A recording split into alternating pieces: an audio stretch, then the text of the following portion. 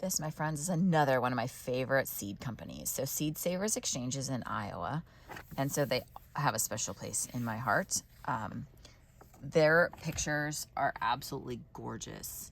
And then the one thing that is different about this company is it tells you a lot of times the history. So this is an Italian sweet pepper, but it tells you in here, it received this pepper from Daryl Merrill, an exchange lister from Oklahoma who received it in 96 from Southern Exposure Seed Exchange. It matured early when it was grown. So it tells you the history about saving the seeds. Peg on My Heart tomato. They're just beautiful. And so this is one of my favorite companies. It's a great cause.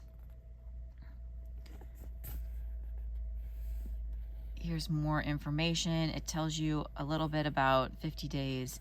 It has been grown in the United States since at least 1865. It's so much fun. And then they also have a couple really nice recipes in here throughout.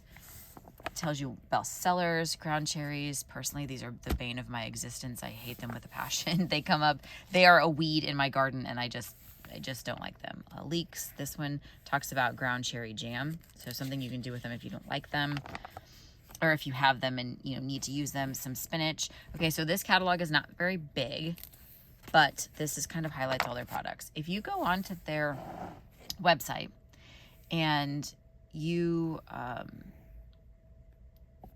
sign up to become, I want to say it's a member, and I'm not sure if that's the right word for it. There's their nonprofit, but you can sign up to be kind of one of their donation givers. I'm trying to think of what that word is, but anyway, a member, I guess, is what I'm going to call it. And then what you do is they will give you a huge, like a really thick catalog. And what that is for person to person. So I can say, I have these beans, these certain kind of beans that I grow every single year, and this is the history behind them. And you will list it in that catalog, and then you can actually exchange seeds with other people, if that makes sense. So the catalog, they list the seeds, and then you would contact that person. So here is, that actually looks like a really nice cucumber. That's probably why I marked the page. I go through there and mark all the pages. I haven't tried all of these. I think it's this one that gets too fat and seedy, and we really don't like that one. There's a dragon's egg one.